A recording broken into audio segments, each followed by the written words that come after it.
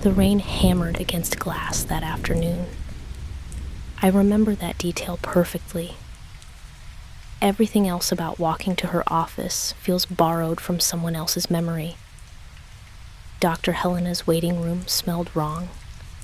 Lavender oil mixed with something underneath. Something sweet and tern, like peaches left too long in summer heat. The scent crawled into my throat. I hadn't knocked yet. My knuckles hung frozen above the door when her voice drifted through wood. "Come in, Sarah. The storm followed you here." Those exact words had just formed in my mind. Not similar words, the same ones, syllable for syllable. My hand trembled as it found the doorknob. The office felt colder than November should allow. She sat behind her desk, fingers steepled, watching me with eyes that seemed too green, too still. "You're thinking about turning around," she said. I was. "Please sit. The chair remembers you." Strange way to phrase it. The leather squeaked as I lowered myself down. My reflection caught in the glass frame behind her. Something about it made my stomach twist. "How did you know what I was thinking?" She smiled, not with warmth, with patience, like explaining rain to someone who'd never seen water. "I didn't mean to say that out loud," I added quickly. "You didn't?" The words hung between us. My mouth had stayed closed. I knew it had. "Let's begin with why you came today," she said. But I couldn't remember deciding to come. The last clear thing was standing at my apartment window, watching droplets race down glass. Then somehow, I was here. "I've been having these gaps," I started, "in your memory." "Yes, like missing film frames." Again, she'd pulled the thought straight from my skull. My fingers gripped the armrests. "That's a lucky guess," I managed. "Is it?" She opened her notebook. The pen scratched against paper, but the sound felt wrong, too sharp. Metal grinding against stone. I leaned forward slightly. The words on the page weren't notes. They were my thoughts.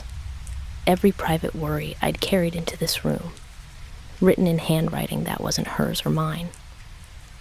"How are you doing that?" "Doing what, Sarah?" I wanted to test it, something she couldn't possibly know. In my mind, I pictured myself screaming at her, calling her something vicious and crude. Without lifting her eyes from the notebook, she spoke softly. "That's not very polite, is it?" My blood turned to ice water. The room suddenly felt smaller. The walls seemed to lean inward, listening. "I need to leave." "Do you? Or do you need to understand?" She kept writing. The scratching grew louder. I glanced at the reflection again in the frame behind her. My reflection blinked. I hadn't. It blinked on its own, watching me watch it. Then it smiled while my real mouth stayed frozen. "Don't look at that," Dr. Helena said. "Not yet." "What is this place?" "The same office you've always visited, every Tuesday at 4. But I'd never been here before. I would remember this wrongness, this cold that bit, through skin into bone. "You're confused," she continued. "That's natural. The mind protects itself from certain truths." Her lips hadn't moved on that last sentence. The words had bloomed inside my head, in my own inner voice, but with her rhythm. "Stop that." "Stop what?" This time her mouth moved. I tried to stand. My legs wouldn't respond. The chair held me like hands pressing down on my shoulders. "Relax," her voice said inside my skull. "Fighting makes it harder." "Get out of my head." I was never outside it, Sarah. The notebook pages flipped by themselves, each one covered in thoughts I hadn't spoken, fears I'd never shared, dreams I'd forgotten having. "Look at me," she said. I didn't want to, but my head turned anyway, pulled by invisible thread. Her eyes had changed. The green had drained away, leaving something pale, almost white. They swirled faintly, like cream poured into clear water. "What are you?" "Your therapist. We've done this before." "Number." "This is my first time here." She tilted her head. That patient smile returned. "Is it? Then why does the chair know your shape? Why does the room recognize your breathing?" I wanted to run. The thought formed crystal clear. "The door won't open," she said. "Not until we're finished." I tested it anyway. My legs finally obeyed, carrying me to the door. The handle wouldn't budge, not locked, just refusing. "Sit back down, Sarah." "No, you already have." I looked back. My body still sat in the chair, but I stood at the door. Both things were true, both impossible. The standing me flickered, then vanished. I gasped from the chair, never having left it. "That's better," she said. The rain outside had stopped. When had that happened? The window showed bright sunshine, though moments ago the storm had raged. "Time moves differently here," she explained to my unspoken question. "Where is here?" "My office, your mind, the space between." None of that made sense. I tried to focus on something real, the diploma on her wall, but the text kept shifting, different names, different years, as if it couldn't decide what it wanted to claim. "You're struggling with reality," she observed, "because this isn't real. Reality is subjective. What you experience becomes your truth." From beyond the walls came voices, muffled but familiar. Other patients? But they weren't speaking. They were thinking. And I recognized some of the thoughts as my own from days ago, weeks ago, years. Who else is here? Everyone who's ever sat in that chair. No one but you. She stood and moved to the window. Outside, the view had changed. Not the city street I'd walked in from. Now it showed my childhood home, the garden where I'd played alone. How? "You're asking the wrong questions, Sarah." "Then what should I ask? Why you keep coming back?" "I've never been here before," I insisted. She returned to her desk, opened a drawer. Inside lay dozens of notebooks, all with my name, all filled with that strange handwriting. "Session 100, she read. Sarah discovers the notebooks. "Session 200, Sarah sees her reflection move. "Session 5000, Sarah almost remembers." My hands shook.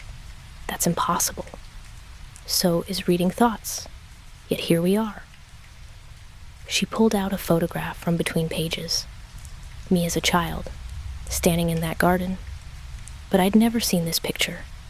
The angle was wrong, taken from inside my own head, looking out. "Who took this?" "You did, through my eyes." The room started spinning, or maybe I was spinning while it stayed still. "Every time you forget," she continued, "and every time you return, drawn here like gravity." "Why?" "Because you need to remember something you've buried so deep, even I have to dig to find it." Her hand reached across the desk, not moving through space, just suddenly there, touching my forehead. Images flooded in, hundreds of sessions, thousands, all identical, all different. Me walking through the rain, me arriving in sunshine, me crawling through snow, always ending up in this chair. "Stop," I gasped. She pulled her hand back. The memories faded but left echoes, ghost impressions of conversations we'd had countless times. "You're not human," I said. "Neither are you. Not anymore." I looked at my hands. They seemed solid, real. But when I focused, I could see through them slightly, see the leather chair beneath. What happened to me? You tell me. It's your memory we're trying to unlock. The reflection in the frame moved again. This time it stood up while I stayed seated. It walked to the window, looked out at something I couldn't see. "Don't follow it," Dr. Helena warned. But I was already standing. My body moved without permission, copying the reflection's path. At the window, I saw what it saw. Not my childhood home anymore.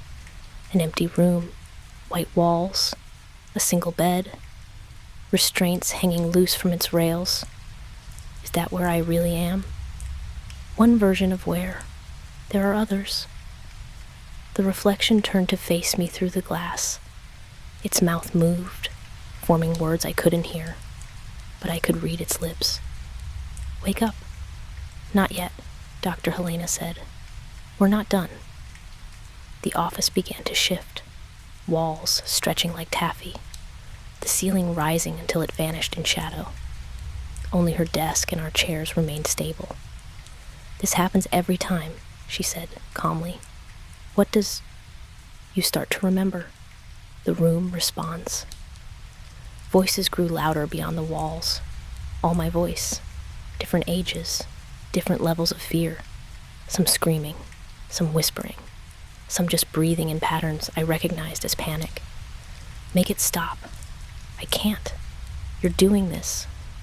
A thought formed, violent and clear. I wanted to hurt her, make her stop whatever this was. "Try," she said with that awful smile. I lunged across the desk. My hands passed through her like water. I stumbled, catching myself on her chair. She hadn't moved. "You can't harm what isn't fully here," she explained. "Then what are you?" "A fragment, like you." "We're all fragments here, Sarah." The notebook pages began flying around us. Each one showed a different session, different revelations. In one, I discovered I'd been dead for years. In another, I learned I'd never existed at all. Every version contradicted the others. Which one is true? All of them. None of them. Truth depends on which fragment is asking. My reflection had multiplied. Dozens of me stood in frames around the room, all watching, all with different expressions. One laughed silently, another wept. Several just stared with empty eyes. "Choose one," Dr. Helena said. "Why?" "Because one of them knows what you forgot." I approached the closest reflection. This version of me looked older, exhausted. She mouthed a single word over and over. "Remember." I touched the glass. My hand sank through. The older me grabbed it, pulling me forward. The office twisted, flipped. Suddenly I stood on the other side, looking back at another me still in the chair. "Good," both Dr. Helenas said, one beside me, one at the desk. "Which side is real?" "Both. Neither. You're thinking too linear." The me in the chair started screaming, but I felt calm, detached, like watching someone else's breakdown through thick glass. "That's how it feels," Helena said, "when you finally separate from yourself. I don't understand." "You will. You always do, right before you forget again." More reflections appeared, infinite versions spreading in all directions, each one living a slightly different session. The noise of all our thoughts combined into white static. "Focus," Helena commanded. Her voice cut through the chaos. Everything stilled. The reflections froze mid-motion. "Tell me about the rain," she said. "What rain?" "The rain that brought you here. You always mention it." I thought back. Yes, rain against windows. But was it today's rain? Yesterday's? A storm from 20 years ago? "It's the same rain," she answered my thought. "The last rain you remember before." "Before what?" "Before you stopped experiencing linear time." The office reassembled itself. We sat in our original positions, but everything felt false now, like a stage set built from memory. 2 years ago, she began. You came to me with unique symptoms. I don't remember that. You couldn't stop reading minds. Everyone's thoughts crashed into yours. The noise drove you to edges you shouldn't have approached.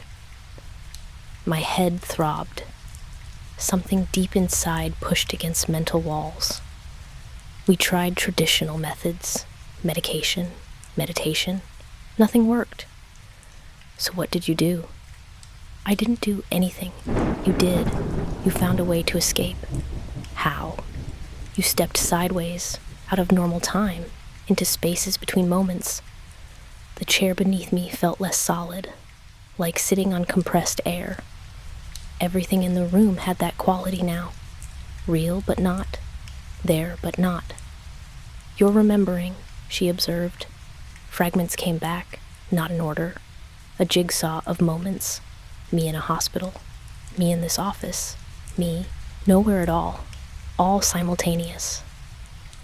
The thoughts were too loud, I heard myself say. Yes. Everyone's pain, everyone's secrets, pouring in constantly. Yes. So I went where thoughts couldn't follow. Where was that? I knew but couldn't speak it. The words sat in my throat like a stone. Between, she supplied. You went between. The reflections nodded in unison, all of us remembering together. But I got lost. You got scattered, pieces of you in different moments, different possibilities. And you? I followed. Someone had to gather the fragments. Are you real? She laughed, not cruelly, sadly. I'm as real as you are, which means I'm both completely real and not real at all. The photograph appeared in her hands again, childhood me in that garden. But now I saw more. Shadows in the background, other versions of me, different ages, all occupying the same space. This is how you've always been, she said. Even before you stepped sideways, you just couldn't see it. Everyone's like this? Number? Most people stay singular, focused. You were already fractured. The mind reading just made it visible. I thought about testing her again, purposely imagined something vile. That won't work anymore, she said.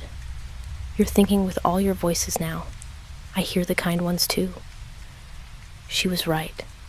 Under the harsh thought lay others, compassion, fear, love, all mine, all different ages and stages of me. So what now? Now you choose. Choose what? Whether to remember fully or forget again. The room pulsed, breathing like a living thing. The walls showed scenes from sessions I hadn't lived yet.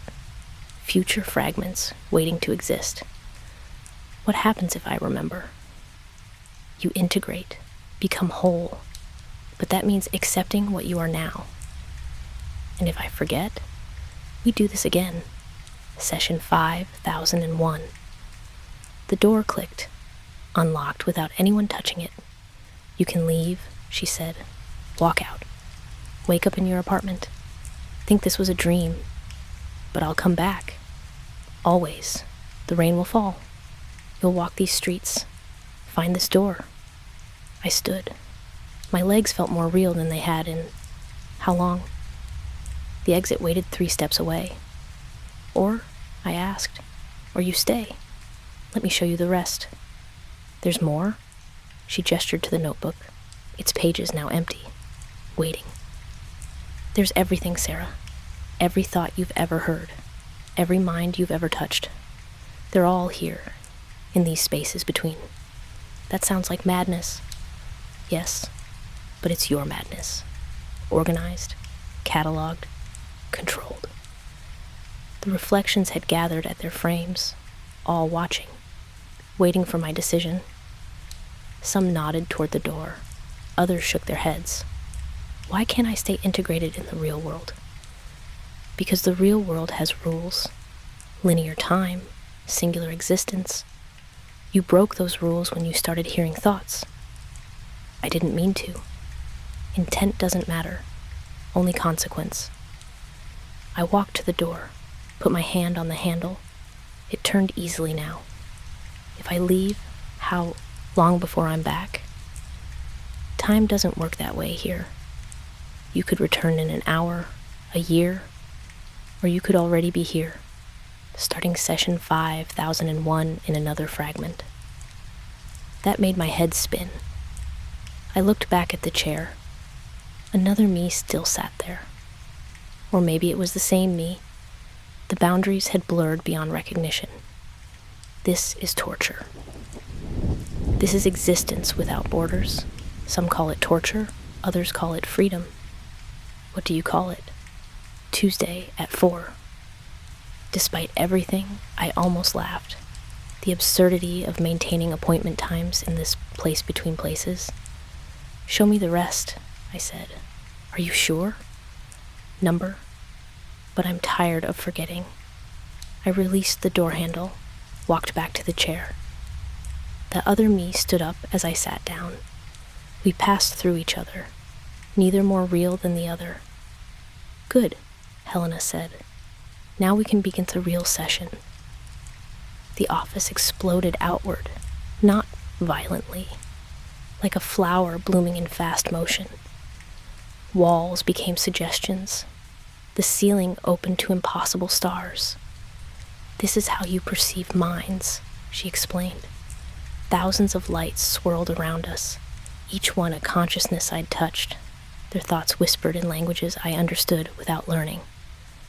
It's beautiful, I said, and terrible. She was right. Under the beauty lay pain, so much pain. Every light carried its own suffering, its own secrets. I'd absorbed them all.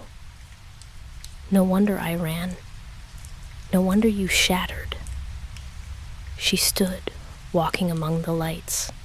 They parted for her like she was walking through water. Each fragment of you took different thoughts, spread the load across multiple selves. Smart, desperate, but effective. One light pulsed brighter. I reached for it. My hand passed through, but I felt its content. A child's fear of darkness, simple, pure. One of the first thoughts I'd ever heard that wasn't mine. That's where it started, Helena said. I was 5. Yes, in that garden, playing alone but hearing everyone in the house. The memory solidified around us. The office became that garden, but wrong.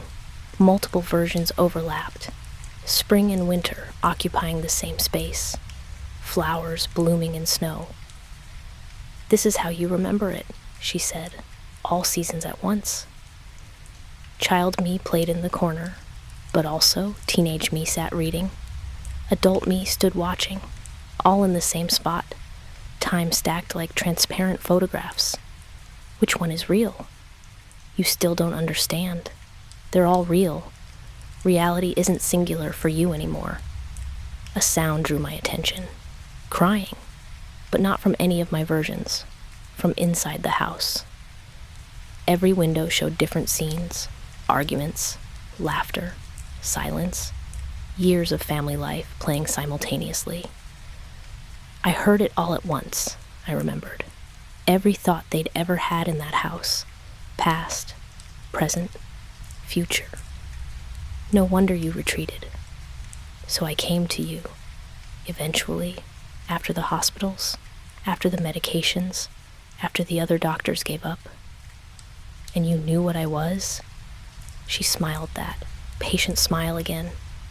I knew because I'm similar, not fractured like you, but adjacent to normal.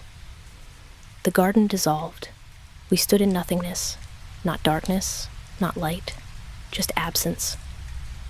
This is where you go, she said, when the sessions end.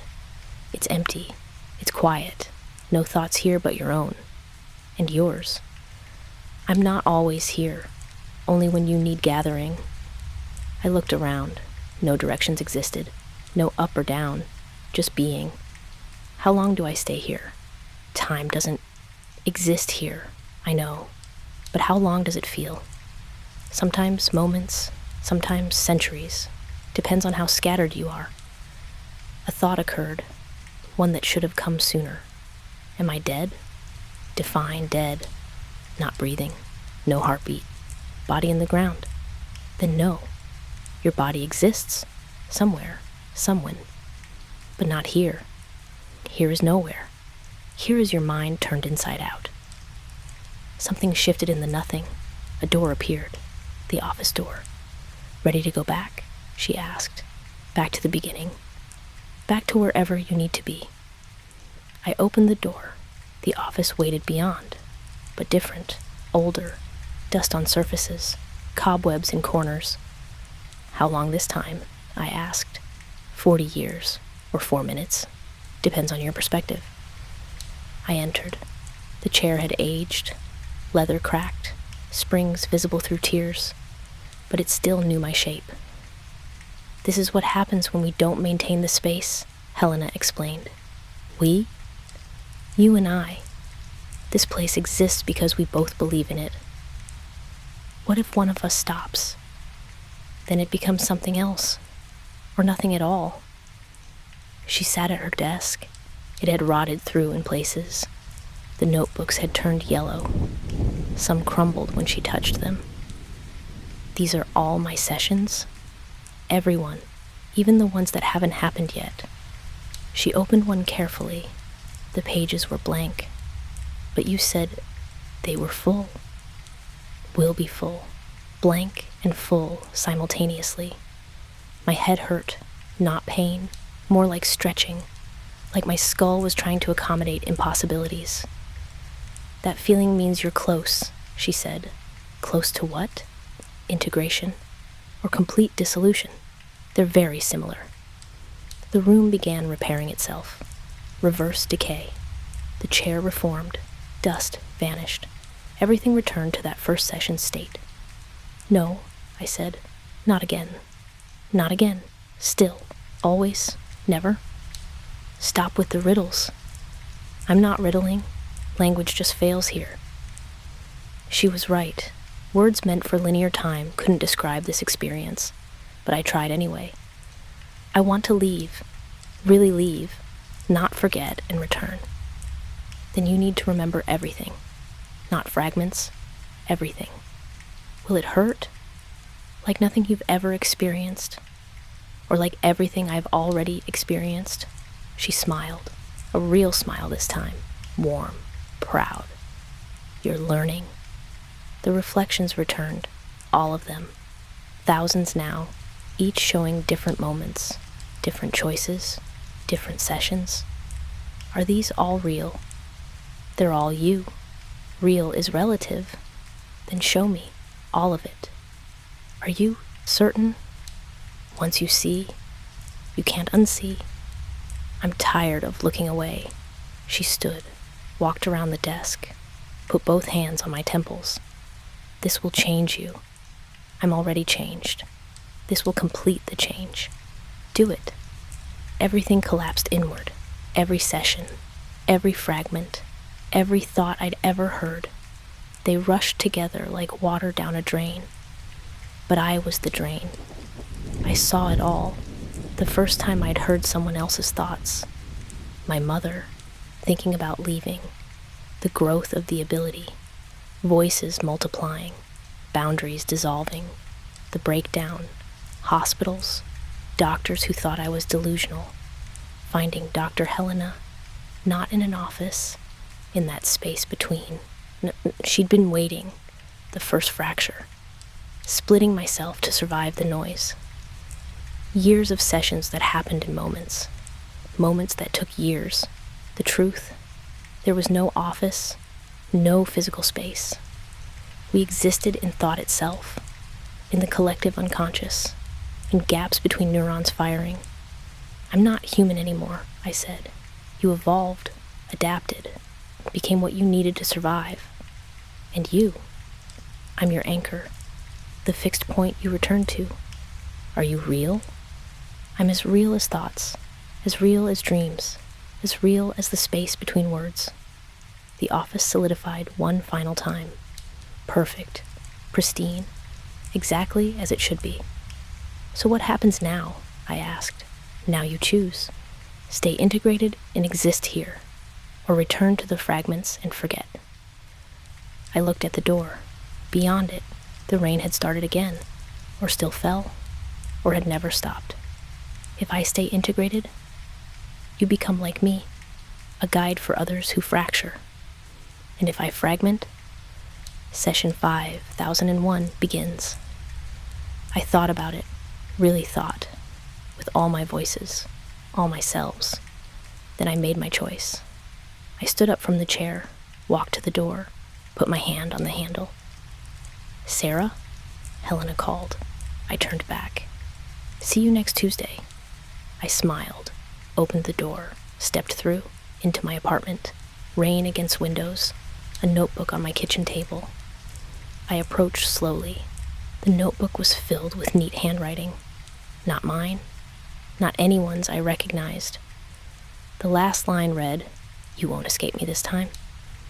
But above it, in my own hand, freshly written, "I don't want to." I sat down, picked up the pen, started writing. Session 5001. I remember everything. The rain continued. Somewhere, in spaces between, Dr. Helena smiled. We'd found our answer. Not escape, not integration. Something new, something impossible, something perfect for things like us. I wrote until morning, until the rain stopped, until another me, in another fragment, walked into an office that existed nowhere and everywhere. The cycle continued. But this time, I knew.